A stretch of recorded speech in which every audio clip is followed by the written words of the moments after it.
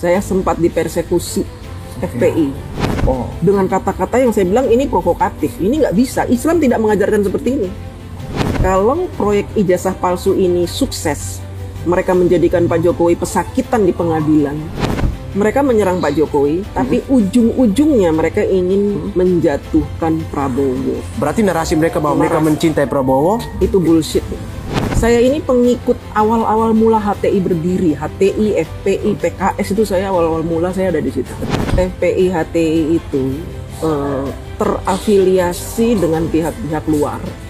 Nah itu mereka jadi berubah. Di pihak luar ini maksudnya di luar negeri? Luar negeri. Ada yang membiayai dari luar negeri? Ada yang membiayai dari luar negeri. Uni Eropa atau Eropa? Halo pemirsa, kali ini narasumber saya agak berbeda dan mungkin surprise buat kalian ya. Katanya anak jenderal. Benar begitu, Bu? Anak jenderal? Jadi ini nama apa ya istilahnya, nama waktu kampanye itu. Oh, tapi ini jenderalnya sebenarnya bapak saya TNI. TNI. Oke. Bapak saya TNI, Kopassus juga. Kopassus. Wah. Dulu pengamanan presiden sama. Cuma sudah almarhum. Oh, silsilahnya singkat gitu ya? Singkat begitu. Tapi yang panjangnya gimana? Kenapa nama anak jenderal? Biar jelas dulu nih. Kenapa saya pakai nama anak jenderal? Oke. Jadi waktu kampanye itu kan kubu Bapak Anies itu kan menyebut namanya anak abah. Anak abah. Oh, ini berarti ada anak abah. Berarti pendukung abah kan kalau anak abah. Ya. Nah, saya pendukung Prabowo. Jadi saya anak jenderal. Tandingan nih. Tandingan. Oh, ini ada tandingan ya buat teman-teman anak abah. Anak abah nih. Ini ada anak jenderal nih. Jenderal. Oke, terus silakan terus. Jadi masa pilpres kemarin hingga kemarin gimana? Iya, memang seperti itu ya. Dulu waktu dari 2014 dulu lah saya cerita ya, biar agak nyambung. Boleh. 2014 tuh saya kampanyenya di Facebook. Di sosial media. Sosial media, nggak di TikTok. Mendukung siapa waktu itu? Anak jenderal itu terkenal di TikTok. Kalau waktu dulu saya terkenalnya di Facebook. Mendukung Bapak Jokowi. Mendukung Pak Jokowi? Ya, oh ya di 2014. Iya, jadi dulu tuh saya benar-benar bertentangan dengan pendukung Pak Prabowo. Oke. Jadi ada sejarahnya itu. Sejarahnya. Oke. Jadi sebelum mendukung Pak Jokowi, sebelum dukung Pak Prabowo, saya dukung Pak Jokowi. 2 periode saya dukung Pak Jokowi. Oke. Nah dalam perjalanan saya itu mendukung capres itu, perjalanan saya itu panjang selama 10 tahun. Dari situ benar-benar perjuangan saya itu sampai saya itu nggak kenal waktu. Nggak kenal waktu saya. Konteks mendukungnya seperti apa? Ada gerakan kah atau ada? Saya nulis. Menulis? Oh, oke. Jadi tulisan saya itu udah viral kemana-mana, bahkan di Kompas oleh Tribun. Oke. Apa salah satu yang paling viral yang masih diingat? Yang paling viral itu ya tentang Bapak Jokowi, kemudian tentang Pak Ahok. Yang paling viral itu tentang Pak Ahok. Kenapa viral? Karena kehadiran saya mendukung Pak Ahok itu membuat teman-teman saya mantan HTI itu kepanasan. Oh, ini nyinggung ke HTI ini, alumni HTI ini? Bukan alumni. Saya pernah jadi di satu. Oh, pernah bergabung dengan HTI ini? Di satu grup. Satu grup, berarti masih teman-teman yang sekarang di anak abah ini masih bagian ada teman sebagian yang kenal saya, cuman nggak semuanya kenal. Karena dulu saya ini pengikut awal-awal mula HTI berdiri, HTI, FPI, PKS itu saya awal-awal mula saya ada di situ. Tahan dulu yang itu. Tadi lanjut dulu yang Pak Ahok ini. Biar kita terpisah nih HTI. Dulu ya. Oke, Pak Ahok dulu nih. Karena HTI ini kan seru nih. Seru nih. Oke. Jadi waktu itu karena Pak Jokowi mantan gubernur Jakarta, wakilnya itu Pak Ahok, sehingga kan dilanjutkan dengan Pak Ahok. Nah dalam hal ini karena saya mendukung Presiden Bapak Jokowi, sehingga otomatis saya mendukung Pak Ahok. Oh iya. Karena Pak Ahok melanjutkan program-program Pak Jokowi di Jakarta. Kebetulan saya tinggal di Jakarta, jadi otomatis saya harus mendukung Ahok. 2017. 2017. Oke. Ya. Baik. Nah di situ teman-teman saya yang mantan HTI itu ngelihat saya mendukung Ahok itu marah semua. Bahkan saya dijapri, saya dikata-katain. Wah, kata-katanya itu menyakitkan. Dibilang saya ini murtad, kafir, percuma lo sholat kalau lo dukung orang kafir gitu. Udah setiap hari itu udah caci maki itu. Tapi kuat menghadapi itu. Saya nggak peduli karena saya pikir mendukung Ahok itu sebuah perjuangan. Kenapa saya bilang sebuah perjuangan? selama puluhan tahun saya tinggal di Jakarta, belum pernah saya menemukan seorang pemimpin seperti Pak Ahok, ketegasannya. Belum pernah saya bertemu seperti itu.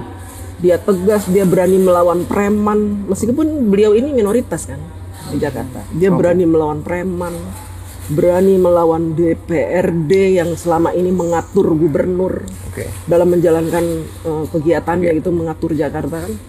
Dulu gubernur kita tuh diatur sama DPRD. Kenapa saya tahu ya? Karena saya bekerja di sebuah instansi, di sebuah perusahaan swasta lah gitu ya. Yang mana di situ saya berhubungan dengan dinas-dinas. Ya, dinas-dinas. Kemudian saya juga kenal beberapa orang lah gitu ya. Kepala dinas saya kenal. Nah di situ saya tahu cerita banyak tentang gubernur-gubernur kita. Dari era Pak Soeharto sampai era Bapak Jokowi, Ahok saya tahu semua. Kinerja mereka saya tahu. Dan ketika Pak Jokowi dan Pak Ahok memimpin Jakarta, udah awalnya saya nggak peduli dengan politik. Saya dulu kerjanya nyari duit. Kerja saya nyari duit. Ketika Pak Jokowi hadir dengan Pak Ahok merubah birokrasi yang ada di Jakarta, saya langsung ini kayaknya saya harus nyemplung nih di politik nih. Karena saya punya banyak cerita tentang pemimpin sejarah di Jakarta. Perjuangannya. Sejarah ini saya punya banyak cerita. Jadi saya harus kemukakan ini supaya banyak orang yang memahami bagaimana cara memilih pemimpin yang baik seperti apa gitu. Nah setelah Pak Ahok kan Pak Anies. Ya, gimana nih pengalaman dengan Pak Anies? Gimana ini? Jadi waktu kampanye Pak Ahok dengan Pak Anies itu luar biasa. Saya sempat dipersekusi FPI. Dipersekusi FPI. Didatengin sama orang-orang FPI ke kantor saya. Karena mereka nggak berhasil menemukan rumah saya, akhirnya datang ke kantor. Diintimidasi ya? Diintimidasi. Datang ke kantor. Mereka tahu kalau saya ini aktivis buruh. Aktivis buruh. Iya, saya kan salah satu pengurus SPSI Serikat Pekerja gitu. Jadi mereka kenal. Jadi mereka nemuin saya dengan dalih katanya ingin berbicara soal aksi buruh di tanggal 2 Mei gitu. Minta pendapat saya bagaimana. Di tahun berapa itu, Bu? Tahun 2017. 2017. Bagaimana pendapat saya, kan mereka tahu minta nasihat gitu. Telepon tuh arahan gitu. Ya udah saya terima. Ternyata mereka membawa pasukan, saya dipersekusi. Nggak membicarakan masalah buruh, tapi saya disuruh berhenti bermain medsos. Dijebak ya, Bu? Dijebak saya. Kurang ajar emang. Kira-kira siapa waktu itu yang udahlah. Boleh disebut inisial aja gitu. Jadi gini, mereka itu hanya pion-pion aja, mungkin diperintahkan oleh orang-orang HTI, FPI untuk membungkam saya gitu. Jadi didatangkanlah itu orang-orang. Waktu itu kan FPI sama HTI masih hidup ya sebelum luar biasa ganas mereka itu. Dan saya nggak peduli, saya nggak takut walaupun mereka teman-teman saya dulu satu tablik akbar satu ini. Berapa lama Ibu bergabung bersama FPI sama lumayan lama, dari 2004 sampai 2011. Bersama FPI? Bersama FPI, HTI. Saya bahkan ikut yang namanya demo turunkan harga BBM di era SBY bersama Habib Rizik. Di tahun 2008. 2010. Demo turunkan BBM bersama Habib Rizik. Paling depan ya? Saya paling depan. Tapi ada videonya? Udah hilang ya. Fotonya mungkin ada ya, tapi ya memang waktu spirit ya belum terkontaminasi ketika untuk mengubah arah. Waktu itu HTI, FPI itu masih bagus. Karena mereka, apa yang bagus dari FPI atau HTI yang menurut? Sebenarnya mereka bagus awal-awal berdiri. Makanya kenapa saya mau bergabung, karena mereka bagus. Mereka cita-citanya tuh mulia gitu ya. Saya pikir cita-citanya mulia, mereka ingin menegakkan syariat Islam, ingin begini-begini ya. Nyatanya kesini di tahun 2012 saya mulai mengikuti salah satu seminar mereka, dan mereka sudah di situ udah mulai membuat selebaran untuk memprovokasi rakyat. Dengan kata-kata yang saya bilang ini provokatif, ini nggak bisa. Islam tidak mengajarkan seperti ini. Saya diberi selebaran segini, suruh dibagi-bagi ke jalanan gitu. Saya bilang ini nggak benar, dan saya robek-robek itu nggak saya bagi-bagi. Terus saya ikut seminar gitu dengan provokatifnya PKS. Itu apa ya, isinya pemerintah kita ini guling anak gitulah pokoknya. Siapa aja yang direncana masuk dalam daftar untuk digulingkan? Waktu itu kan masih eranya Bapak SBY. Ya tentu mau menggulingkan Pak SBY, membuat demo lah, kerusuhan, terus ada ya itu rasis ya, kata-kata rasis. Kristen begini, ya gitulah, agama gitu, berbau-bau agama. Tapi saya bilang gini, sentimennya tinggi. Ajaran Islam itu tidak seperti ini gitu. Dan saya mulai kayak nggak srek nih, kalau begini saya nggak bisa ini. Saya harus, akhirnya saya mundur pelan-pelan tuh, Saya keluar dari grup. Di grup pun sebelum saya keluar dari grup HTI dan FPI itu, saya tuh udah seling berdebat. Berdebat masalah ayat-ayat Al-Quran gitu, yang dia bilang masalah poligami itu poligami. Jangan-jangan ibu juga jadi target poligami nih. Kalau poligami, saya debatnya kenceng gitu. Akhirnya saya, wah ini nggak bener nih, kamu kan muslim, gitu. Kamu kan muslimah, harusnya gini. Saya bilang, kalau di era Rasulullah, kenapa memang poligami itu kenceng? Karena di era zaman segitu kita butuh orang mengenal Islam dengan baik, makanya kita kawin-kawinin tuh orang Yahudi, orang Nasrani dinikahin, janda-janda kita ini. Nah kalau sekarang kamu nikah karena apa? Karena nafsu kan? Nah, saya gitu. Mereka ngamuk tuh. Terang-terangan ibu bilang gitu ya? Ya terang-terangan, nggak usah munafik. Kalian itu nikah 4 itu karena kalian nafsu, dah itu. Mereka nggak bisa terima. Akhirnya saya di-kick. Udah akhirnya saya keluar gitu, menjauh. Nah kemudian saya kenal Pak Ahok dan Pak Jokowi mencalonkan diri sebagai gubernur. Di situ saya nggak pilih karena saya masih terpengaruh dengan PKS, HTI, FPI itu doktrin. Jadi saya nggak pilih, saya takut masuk neraka. Jadi pilihan waktu itu ada berapa? Pak Ahok, Pak Jokowi, atau ada yang lain gitu? Ada Foke, terus ada siapa lagi gitu ya, saya lupa. Foke ya. Semuanya nggak ada yang bagus. Saya kenal Foke, kinerjanya bagaimana, nggak bagus. Pak Jokowi saya belum kenal, Pak Ahok juga ada orang Cina gitu. Jadi saya nggak pilih gitu, karena saya nggak kenal gitu. Masih bagian akhirnya dari. Saya golput Waktu itu? Golput di 2012. Saya nggak pilih gubernur karena saya masih ragu. Nah, ketika saya bekerja seperti biasa dari kantor ke dinas-dinas gitu, itu saya menemukan suasana yang berbeda loh. Kok berbeda nih? Kok kayaknya beda gitu. Iya Bu, kami sekarang udah pasang CCTV di mana-mana. Kenapa dipasang CCTV? Ya karena kami nggak boleh terima lagi uang sogok, uang suap. Tamu nggak boleh lagi bawa teng-tengan gitu. Wah keren juga nih. Iya Bu, sekarang begini-begini berubah Bu. Kita udah begini-begini. Wah udah Jokowi ini emang begini-begini. Wah keren nih, kayaknya gubernur gue nih. Tapi sayang gue nggak pilih. Akhirnya 2000. Kan saya udah golput, tapi udah jadi gubernur kan? Tapi menetapkan pilihan hati untuk masuk bergabung bersama Pak Jokowi dan ketika Pak Jokowi mencalonkan diri menjadi presiden, dan itu justru saya mendorong. Saya mulai masuk ke Facebook itu sebelum Pak Jokowi mencalonkan diri sebagai presiden. Sebelum. Tapi saya sudah ancang-ancang nih, kayak gue harus dukung Pak Jokowi jadi presiden. Kenapa? Karena Jakarta diubah 180 derajat, luar biasa berubah, dan gue pingin Indonesia berubah. Makanya saya bikin tuh di Facebook. Itu datang dari hati sendiri. Nurani, nggak dan ada. Waktu itu kan sudah masuk dengan afiliasi dengan urusan nggak ada buruh gitu? Nggak ada. Saya di luar itu, saya pribadi. Pribadi. Bukan kena anak jenderal juga ya didorong itu? Enggak. Saya sendirian berjuang, nggak ada siapa-siapa, dan saya benar-benar diserbu oleh orang-orang HTI, FPI itu. Ketika ngelihat saya mendukung Ahok, mendukung Pak Jokowi itu. Mengenai HTI dan FPI ini, kira-kira ketika ibu kan cukup lama ya berada di dalam komunitas ini, yang selalu menjadi pro dan kontra di dalam negara kita ini, apa hal yang paling negasi dengan negara ini, atau hal yang unggul dia secara positif itu apa? Jadi gini, sejak FPI HTI itu terafiliasi dengan pihak-pihak luar, nah itu mereka jadi berubah. Di pihak luar ini maksudnya di luar negeri? Luar negeri. Ada yang membiayai dari luar negeri? Ada yang membiayai dari luar negeri. Uni Eropa atau Eropa? Ya dari Inggris, dari Amerika tuh saya udah dengar gitu. Nah mereka berubah setelah itu. Misinya apa itu? Misinya itu ya, kalau saya tangkap gitu ya, kan nggak mungkin dong mereka ngomong ke saya misinya ini, emang saya siapa, kan saya bukan yang terpresentasikan dalam yang nampak itu. Misi mereka itu memang ingin menguasai Indonesia. Jadi mereka itu mendapatkan kucuran dana itu memang tujuannya hanya untuk Indonesia ini agar tidak dipimpin oleh orang-orang yang tidak pro asing gitu, yang akan menghambat orang-orang asing menguasai Indonesia. Selama ini nih teman-teman, kalau abang kalau ingin tahu hasil sumber daya alam kita ini Yang ngelola siapa? Apakah Indonesia? Asing. Asing. Asing. Yang ngelola asing. Asing itu sebenarnya menjajah kita itu.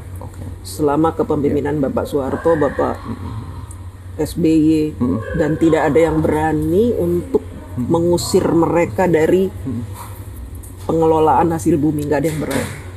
Dan ketika Pak Jokowi itu benar-benar berperang, walaupun berperang sendirian. Karena apa? Di kiri kanan Pak Jokowi itu ternyata juga terafiliasi dengan orang-orang asing. Nah, organisasi HTI FPI itu dianggap bisa mewakili mereka, mempengaruhi suara rakyat Indonesia yang mayoritas Muslim. Segmentasinya lebih kepada Muslim. Teman-teman atau masyarakat Muslim ya. Gitu. Kalau mereka bisa menjual ayat-ayat atau apa, pasti nanti mereka akan didukung oleh umat Islam kan. Nah, ketika ada suara banyak mendukung FPI HTI yang dia ini kaki tangannya asing, otomatis asing dengan mudah tetap mencengkram Indonesia dengan mudah. Tapi sayangnya mereka ketemu Jokowi ini menghambat langkah-langkah FPI dan HTI. Tapi Pak Jokowi malah bilang antek asing. Nah, itu ya strategi mereka. Padahal mereka juga justru mereka yang memulai gitu. Betul. Dan yang mendukung mereka bukan dari Cina, yang mendukung Pak Jokowi dari Cina. Yang mendukung mereka dari Eropa.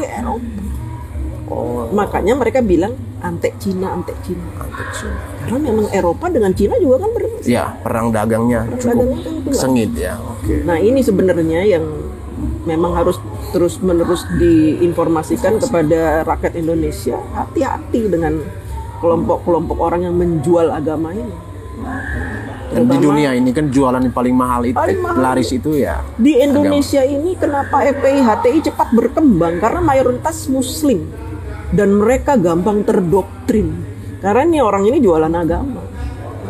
Dan kenapa Pak Jokowi membubarkan? Karena selama Pak Jokowi melawan orang asing ini terhambat juga oleh mereka. Karena mereka setiap Pak Jokowi ingin membuat sesuatu, ngerebut blok rokan misalkan, mereka tuh ntar ada demo ini gulingkan Jokowi. Ingat nggak? 2015 Pak Jokowi mau digulingkan, itu Pak Jokowi ingin merebut blok mana? Nah, nah, tapi kan kabarnya kan sekarang nih Bu, mereka walaupun organisasinya udah dibubarkan, tapi pergerakannya masih ada nih. Ini apa yang Ibu lihat? Kan teman-teman Ibu sekarang juga yang masih dikaitkan dengan kasus ijazahnya Pak Jokowi, beberapa ormas ataupun aliansi, by the peak, bahkan di jalan-jalan. Ini apa yang Ibu mau katakan ke mereka ini? Nah, ketika ormas mereka dibubarkan, double ormas ini dibubarkan. Double ormas ini dibubarkan. Mereka ini muncul dendam yang teramat sangat. Karena apa? Pertama, kucuran dana tidak ada lagi. Ketika mereka bubar, otomatis berhenti kucuran dananya. Ketika kucuran dana berhenti itu, apakah mereka ada hasrat untuk mencari sumber dana yang baru lagi? Yang jelas, mereka punya kucuran dana dari mana-mana. Mungkin yang dari sini berhenti, tapi yang di sini masih membiayai. Kan kita nggak bisa sebut namanya ya, masih membiayai. Ya akhirnya apa? Karena mereka dibubarkan, mereka berupaya untuk bikin lagi organisasi baru. Makanya teman-teman harus tahu nih, ada organisasi baru namanya FPI. Tapi 2 kali mereka bikin organisasi ditolak oleh Kemenkumham. FPI bukan Front Pembela Islam, tapi bukan, tapi berubah. Front Persatuan Islam itu yang pertama ditolak. Akhirnya mereka ubah Front Persaudaraan Islam. Dan sampai sekarang belum ada legalitasnya. Pergerakannya ilegal. Dianggap pergerakannya ilegal kalau menurut saya. Tapi dananya ya tetap saja, karena kan dianggap bahwa ketua dari FPI dan HTI ini kan masih punya power, people power. Yang muncul di permukaan ini kan orang melihat bahwa HR ya, HR yang mengorkestrasi ini di permukaan. Dan apakah antara FPI dan HTI ini punya satu sumbu yang sama? Satu sumbu sama. Berarti sekarang ketika sudah dibubarkan lalu ada munculnya dengan FPI yang baru ini, apakah masih tetap dengan satu sumbu yang sama untuk organisasi itu? Sama. Tapi mereka sudah tidak punya kekuatan lagi. Nah, kenapa mereka sekarang tidak punya kekuatan lagi? Karena tahun 2019 kalau nggak salah ya, ada Kiai NU namanya Kiai Madudin itu menemukan sebuah riset bahwa ternyata yang namanya Habib-Habib itu bukan keturunan Rasulullah. Artinya apa? Selama ini umat Islam ditipu mentah-mentah oleh mereka. Yang menggalang kekuatan Islam ternyata si penggalang ini bukan turunan Rasulullah. Lalu selama ini kita menganggap beliau ini mau mendukung beliau ini karena apa? Karena kita anggap ini cucunya Nabi junjungan kita. Nah, ketika Imaduddin membuat temuan, akhirnya mereka melemah. Jadi walaupun mereka sudah bikin organisasi baru dengan nama yang sama, kekuatannya tidak seperti dulu sebelum dibubarkan. Oke. Berarti pergerakannya mungkin halus. Pergerakannya sudah lemah, tapi tetap masih Mengakar. ada akar-akarnya itu Masih tetap ada ya. Masih ada. Dan mereka masih berkegiatan di mana-mana. Masih ada. Salah satu kegiatan sekarang yang paling muncul di permukaan itu apa? Ijazah palsu. Ijazah palsu. Itu salah satu proyek besar yang harus mereka tuntaskan. Karena apa? Harapannya kalau proyek ijazah palsu ini sukses, mereka menjadikan Pak Jokowi pesakitan di pengadilan, maka otomatis Pak Jokowi itu yang sudah membuat undang-undang hilirisasi, membuat banyak undang-undang untuk pembubaran FPI, pembubaran HTI itu dianggap gugur. Kalau gugur berarti mereka ingin bergerak lagi, tumbuh lagi. Berarti dengan pergerakan ini berarti ada seseorang yang mereka ingin dorong untuk memimpin lagi. Kira-kira ada nggak siapa yang diinisialkan itu?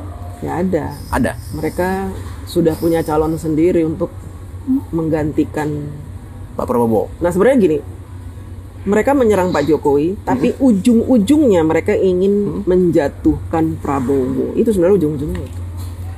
Berarti narasi mereka bahwa mereka mencintai Prabowo itu bullshit itu. Karena saya tahu sekali waktu Pilpres tahun 2024 itu kan mereka Habib-Habibnya itu menghina Prabowo habis-habisan, yang dibilang setruk lah, lumpuh, orang setruk nggak bisa ngurus dirinya sendiri, mau ngurus negara. Saya ingat itu. Habib siapa itu yang ngomong gitu? Tapi sekarang udah ditarik Prabowo. Sekarang udah dirangkul Prabowo gitu. Jadi agak senyap gitu pembicaraan itu. Tapi track recordnya masih tetap ada. Tapi tetap saja mereka tidak ikhlas negara ini dipimpin oleh orang yang berkoalisi dengan yang menyebabkan ormas mereka bubar. Makanya mereka selalu memunculkan kata-kata matahari kembar. Dibilang ini katanya macan Asia, ternyata kucing, masih juga jadi bonekanya Jokowi begini-begini. Itu sebenarnya kan begitu. Berarti kalau mau dilihat dari sebelum ijazah Pak Jokowi akan isu pemakzulan juga. Apakah mereka ini juga lah yang orkestrasi di balik layar itu? Iya. Udah pasti. Itu kan sebenarnya ada rangkaian-rangkaiannya dari sejak tahun ketika mereka dibubarkan tahun 2019 itu, rangkaian-rangkaian untuk menjatuhkan Pak Jokowi itu terus sampai sekarang itu. Nah, tidak hanya sekarang memakzulkan Mas Gibran. Nah, dalam pemakzulan Mas Gibran ini kan Wapres kita kan ada forum purnawirawan dan juga ada masyarakat sipil. Nah, kira-kira yang melihat peranan mana yang paling kuat nih antara masyarakat sipil yang terafiliasi dengan FPI HTI yang lama dan juga Forum Purnawirawan Jenderal ini, kira-kira apakah Forum Purnawirawan Jenderal ini juga turut memberi support kepada FPI dan HTI? Itu Forum Purnawirawan Jenderal itu juga nggak semuanya ikut. Hanya orang-orang yang memang sudah terafiliasi dengan HTI FPI sejak tahun 2014. Cuma mereka menamakan forum, kemudian menyebut jenderal ini, nggak semuanya. Mantan jenderal itu banyak yang waras, yang nggak waras itu hanya beberapa. Berarti keterlibatan untuk ormas ini tidak hanya masyarakat sipil ya sejatinya. Iya, tidak hanya masyarakat sipil, tapi mantan jenderal ini kenapa dimunculkan? Karena ya biar untuk unjuk gigi nih, kita ini hebat loh, ada mantan jenderal gitu. Padahal mereka tuh udah, menurut saya mereka tuh udah lemah. Udah lemah atau emang nggak kebagian jatah ini di pemerintah Prabowo? Lemah dan nggak kebagian jatah. Banyak yang berpikir itu, karena kalau dilihat bahwa kalau kata Ibu tadi bahwa dalam Forum Purnawirawan TNI ini kan tidak semua yang mendukung Prabowo, ada juga yang mendukung Pak Anies sebelumnya ya di era Pilpres. Jadi apa istilahnya berarti dalam perjalanannya ini kan pasti ada yang belum kebagian jatah, makanya bergabung seperti itu. Tapi ya, it's okay lah, itu kan sesuatu yang sangat politis. Tetapi ketika masuk dalam sesuatu yang sangat sensitif seperti agama dalam hal ini FPI dan HTI ini kan, tentunya kan isu ini sangat segmentasinya sangat terbatas begitu. Tapi pengaruhnya besar ternyata. Betul. Nah, terhadap proyek ijazah ini, Ibu, kira-kira mau sampai kapan dimainkan oleh mereka nih? Ini nggak akan ada berhentinya. Setelah proyek ijazah palsu akan ada lagi. Mungkin kasusnya Mas Gibran nanti diserang. Gagal nanti serang lagi Pak Jokowi. Gagal serang lagi Gibran. Itu aja. Hanya Jokowi, Gibran itu aja yang akan mereka mainkan, hanya itu. Sampai bener-bener Gibran lengser, Pak Jokowi nggak ada lagi yang mencintai karena sudah image buruk yang mereka ciptakan itu sebenarnya nggak akan berhenti. Berarti apa Ibu mau katakan bahwa ini mereka adalah pasukan orang-orang yang merasa sakit hati dengan kepemimpinan itu? Tapi kan mereka nggak mau dibilang pasukan sakit hati. Katanya kritik. Kalau kritik ngapain kritik Pak Jokowi? Pak Jokowi sudah bukan jadi presiden, sudah pensiun. Nah, sekarang Ibu sudah total mendukung Pak Prabowo ya? Gitu. Total. Salah total. Apa yang Ibu mau melihat? Ya kurang lebih 1 semester lah yang kinerja Pak Prabowo dan Gibran ini yang Ibu lihat di lapangan. Apalagi Ibu ini juga berada di komunitas buruh dan itu yang menjadi target bagaimana Prabowo mensejahterakan masyarakatnya itu. Iya, saya melihat Pak Prabowo ini luar biasa lah. Puas saya dengan kinerja Pak Prabowo, apalagi Mas Gibran ya, puas sekali. Nah dulu saya kan bertentangan sekali dengan Pak Prabowo. Itu status saya itu sama teman-teman saya pendukung Pak Jokowi dari kubu merah Banteng itu. Ya. Itu status saya yang lama-lama itu diungkap lagi. Inget tuh lo dulu gimana ngomong ke Prabowo. Ya saya antara malu dan ya namanya politik itu kan seperti ini ya, ntar kita berbeda ya, sekarang kita bareng-bareng loh, kenapa enggak. Justru mereka ini yang awalnya mendukung Pak Jokowi, kemudian sekarang mereka menghina-hina Pak Jokowi, bahkan ikut-ikutan masalah-masalah yang belum tentu kebenarannya seperti fitnah ijazah palsu ini, itu menurut saya nggak waras. Tapi dari PDIP sendiri ya, yang Ibu katakan Banteng tadi ya, mereka tidak banyak bersuara untuk ijazah Pak Jokowi. Apa yang Ibu lihat ini? Mereka elit-elit politiknya tidak banyak bersuara, tapi kroco-kroco di bawahnya ikut bersuara, bahkan menghina Pak Jokowi masalah ijazah palsu ini. Kan ini orang bodoh menurut saya, orang bodoh. Mereka kan tahu sendiri dulu 2 periode mendukung Pak Jokowi ya karena Pak Jokowi ijazahnya asli. Kenapa sekarang mereka menjelek-jelekan ijazah Pak Jokowi? Ini kan aneh, menurut saya aneh. Nah kalau saya dari gelap menuju terang menuju Pak Prabowo itu wajar ya kan, orang insaf ya, sadar. Dan kenapa saya mendukung Pak Prabowo? Karena pertama saya melihat ketika Pak Prabowo dirangkul oleh Pak Jokowi itu Pak Prabowo berubah. Yang tadinya emosional jadi kayaknya berubah. Mungkin karena ketularan aura positifnya Pak Jokowi ya, jadinya nggak berapi-api seperti dulu, kalem. Bahkan sekarang dikata-katain sama Rocky Gerung apa itu, kalem kan, nggak emosi, dia santai gitu kan. Ya, ini kinerja yang Pak Ibu nilai ya, melihat penilaian objektif ya. Objektif, iya. Keterwakilannya secara subjek ya. Secara subjektif. Bukan atas nama komunitas buruh ya. Bukan. Saya pribadi. Sebagai anak jenderal. Tapi kan ya kita tahu lah bahwa kita katakan fair ya, bahwa suatu pembangunan pemerintah itu kan ketika kita melihat kinerjanya bagus, tetapi ada hal-hal yang perlu kita kritisi juga untuk sesuatu yang maju. Kira-kira dari apa tadi yang Ibu katakan kinerjanya luar biasa dan bagus, kira-kira ada di sektor mana yang perlu Prabowo melakukan improvisasi ya sebagai bentuk kritik yang konstruktif untuk pada pemerintahan Prabowo gitu? Apa? Mulai entah mungkin dari pertama di ruang lingkup kementerian kah, atau program kerjanya yang mungkin belum maksimal karena baru berjalan 6-7 bulan, baru 1 semester gitu. Jadi ya itu fair, sebagai masyarakat kita yang merasakan langsung ada yang kurang di sini, tolong dilengkapi atau gimana? Nah, kalau untuk kinerja Pak Prabowo saya yakin sudah maksimal, bagus lah, bagus maksimal. Hanya saja memang ada satu hal yang Pak Prabowo belum bisa tangani. Pak Prabowo belum terjun langsung ke pekerjaannya menteri-menteri. Saya belum melihat itu. Nggak tahu ya kalau di mungkin rapat-rapat antar menteri mungkin Pak Prabowo nyinggung-nyinggung atau gimana, saya nggak paham. Cuman yang jelas saya ada kasus nih, kasus pembayaran makan bergizi gratis ini bermasalah. Oke. Ini bermasalah. Nggak tahu deh udah dibahas atau belum di tempat Pak Prabowo, tapi benar-benar bermasalah. Permasalahannya Banyak itu apa? catering yang menyediakan makan bergizi gratis itu yang belum menerima pembayaran. Oke. Sampai ada yang sudah 2 miliar belum dibayar. Nah mungkin ini bukan kesalahan Pak Prabowo, karena Pak Prabowo pasti memerintahkan menteri-menterinya untuk membayar gitu kan. Cuman kan memang ini ketika uang dari negara itu dicairkan untuk dibayar ke catering, itu kan melalui birokrasi yang berlapis-lapis. Nah ini yang harus dipangkas birokrasinya. Mungkin Pak Prabowo belum melihat ke birokrasi menurut saya. Dari segi birokrasi ya. Birokrasi Pak Prabowo harus. Tapi dikabarkan juga bahwa di dalam ruang lingkup kementerian itu juga kan ada tarik ulur juga positif dan negatif, yang artinya kelihatan juga ada beberapa menteri yang mungkin tidak bercocok gitu, atau ada menteri-menteri yang udah mulai jalan sendiri ini. Nah, bagaimana Ibu melihat nih?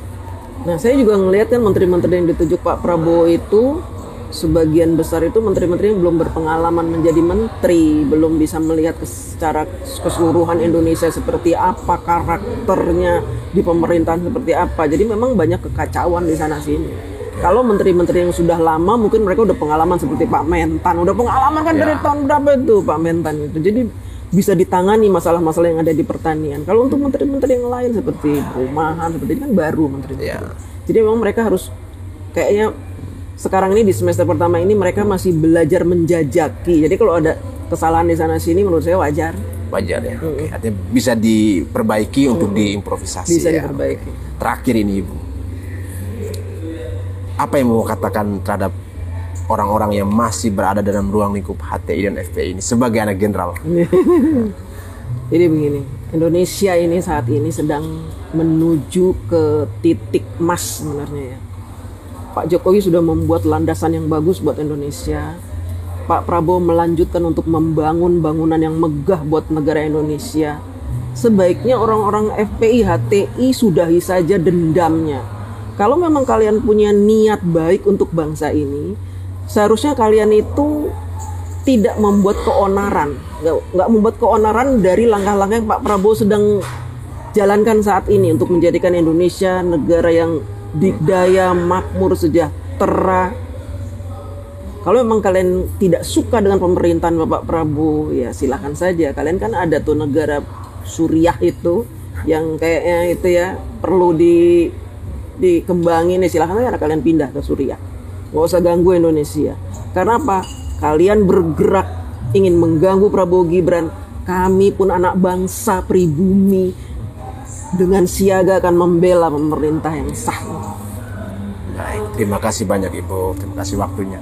Teman-teman, saya berharap bahwa konten ini bukan menjadi konten yang berunsurkan sentimen terhadap rasisme ataupun kebencian terhadap suatu agama tertentu, penganut kepercayaan tertentu. Tapi inilah konten pencerahan di mana Ibu yang dulu begitu lama berada dalam komunitas HTI dan FPI dengan sadar atas kepribadiannya untuk keluar dari lingkupan tersebut, terus mengalami dinamika di dalam, terus keluar untuk bergabung dengan Pak Jokowi, Prabowo Gibran, dan itulah pilihan pribadinya melihat secara rasionalitas dan pilihan hatinya. Dan sebagai masyarakat Indonesia ya kita tentu bahwa turut mendukung pemerintahan Prabowo Gibran. Apapun jika ada hal-hal yang mungkin di dalam perjalanan pemerintahan Prabowo ada hal yang kurang atau apapun dalam kritik, tidak pernah Pak Prabowo sendiri mengatakan dia tidak anti kritik ya, tapi beliau berharap bahwa kritik itu sesuatu yang rasional dan konstruktif tanpa harus merugikan orang lain ataupun